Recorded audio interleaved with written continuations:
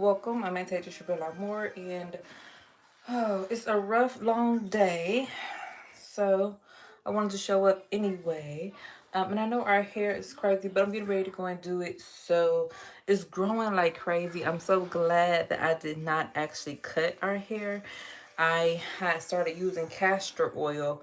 I was following a young lady on Instagram. I saw her complete a oil challenge, I want to say like a 30-day something. And I was like, oh, wow, cool. Okay, I'm going to kind of sort of try to follow suit and do that. So if you're wondering, that's definitely where you see some of the retention and growth come in at and from. Okay, now I'm excited but I'm more thank you for coming. And so I was going to try to live twice a week, every Monday and Thursday, and see if twice a week is enough. At first I was really just gonna do once a week, but I wasn't kind of sort of trying to really rush or go too long. But I felt like y'all didn't really have many instances either, so that's why this video is up now. And so you can come back on Monday, and I'll try to keep it around the same time every Monday and Thursday around 6 p.m. Eastern Standard Time. All right, so for the GTTs that I am writing myself, as y'all know, I have a Bachelor of Arts degree in writing and creative expression, so I'm always going to be on a topic of having things written down that I want to go over and discuss. So today's GTTs is going to be about reflection. So when was the very last time you seen a very large full moon? And I'm going to give you a few clues as to what takes place, and hopefully you can spot something similar if this is happening necessarily. And if not, you can just learn from myself. And so I always noticed that whenever I had the most intense backdrop, not just in a romance, but the creativity behind it is always what was most admirable. And it just so happened to have been that that moment in time was actually filled with those ideas of being around those romantic type of qualities in another person. And people, I may necessarily just disregard their background when they're not really serious about who they're with. But as soon as you get serious and niche down and you start to really focus and you realize that some of the qualities that people are kind of sort of like just bypassing for whatever reasons that we may have, and you kind of sort of see that kind of behavior, you realize, oh, okay, they don't really care about the person, they don't care about the backdrop. So you can tell that this really is not going even seriously goes anywhere, which again, it's not really, a bad thing. It's just the observation, so to speak, of people's personal preferences. Uh, but nonetheless, when you really are focusing on having a person in your life that's good for you and good to you, and your surroundings matter, the way that things look and come across, then you realize as well that they matter. Actually, they are not going to just be so easily able to just be placed in a matter as though they don't matter when actually they do. That's just not something that's going to really work out. And I don't think people kind of sort of understand this in the moment.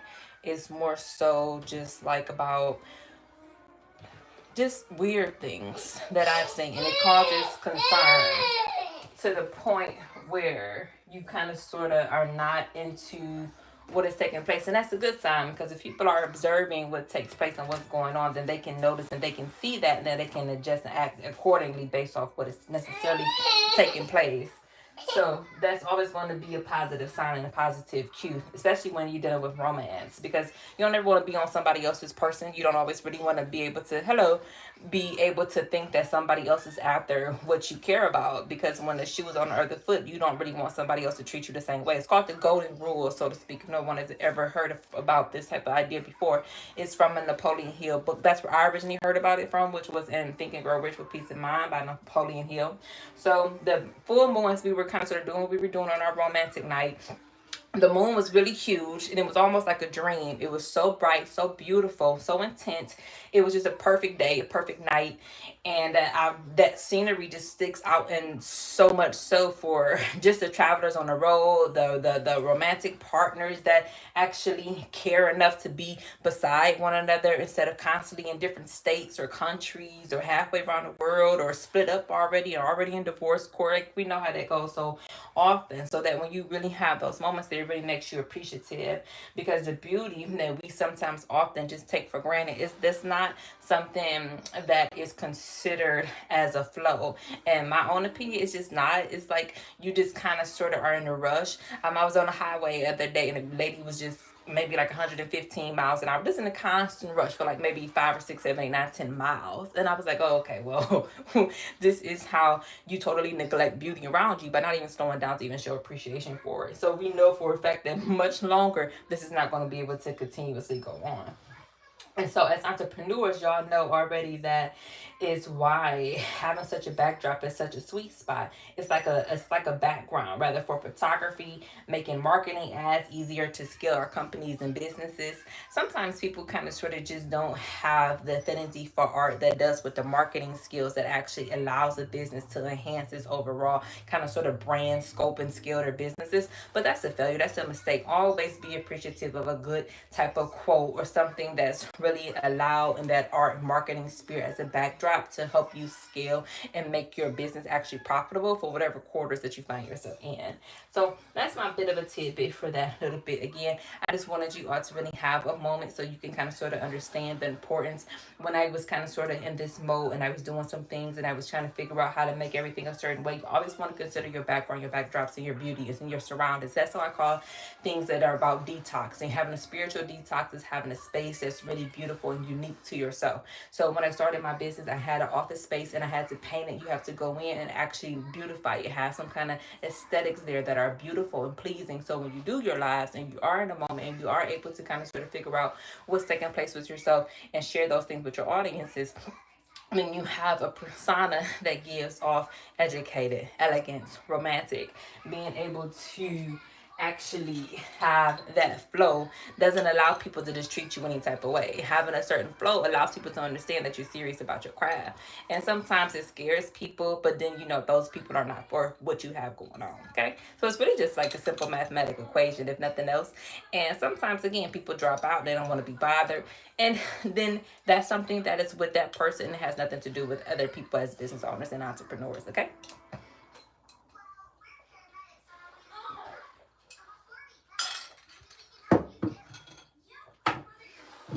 Okay. So I have a few other errands to do.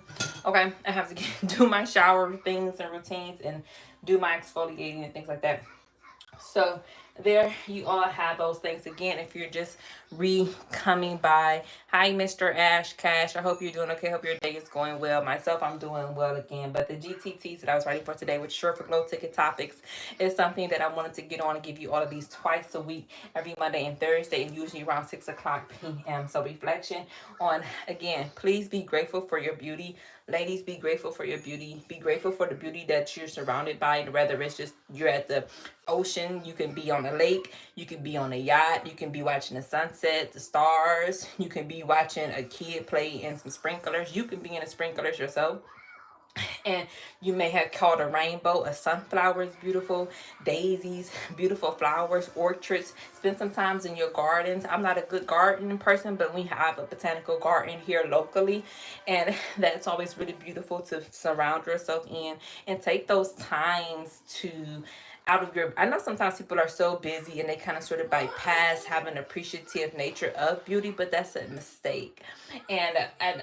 So when you are constantly not really wanting to give your thoughts in an authentic manner that's grateful for things that are around you that are beautiful. This is beautiful.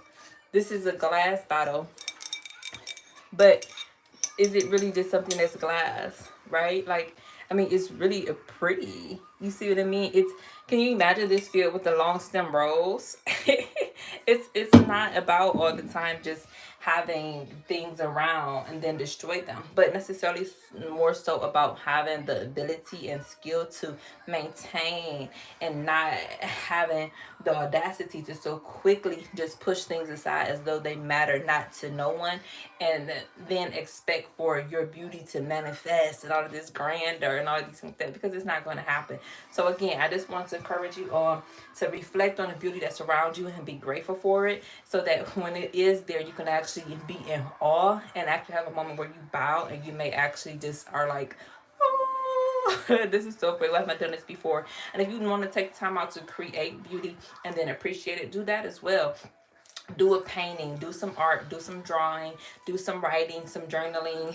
People do calligraphy, so it's the way that you conduct your penmanship is a form of art that creates beauty, and you always want to be able to just create as many things as possible. For myself, I created budgets and things like that. Like you can see some of the way that I chose to make things on there, you know what I mean? And it's not, something that I just printed off the internet necessarily, so to speak, either. It's really an original, hand drawn out type of document that I use to keep track and budget what goes in and out. So there you have it. Again, reflect on the beauty that's around you, and then find ways that you can actually see it and then be appreciative of it, and then make sure that as you set up your instances where everything is going to have some kind of drawing attractive beauty about what it is that's taking place and that you are creating, then always just be kind of sort of having those type of thoughts in the forefront as you scale and go into your flow. Don't be so quick to forget about them, because the artistic person always knows that a red bag and a red shoe and placed in a perfect lighting is going to give off a certain aesthetic, as though that woman in red. And it's not about how you can necessarily just go hit on about whatever is in the instance and just act like something isn't when it is, because again, this is not how you scale your business, and this is where we constantly make the same errors and mistakes. And as soon as we do that, that is where we mess up. And again, you only get one effort, and you don't want to mess up so much so to the point where you make mistakes that you can't bounce back from. So I just wanted to give you all a little bit of a forewarning. Thank you so much for coming by. I'm glad that you all have stopped by. I know this video is rather short and kind of intense. Again, like I said, I'm sweaty, I'm hot, I'm tired. I'm trying not to sip too heavily on this drink on camera, because I know it's like, oh my God, you're dehydrated or something. But I did get a new Canada Dry, and it's a diet, so I've been trying to kind of sort of watch those things. Okay, so I need to get in the shower. Bye.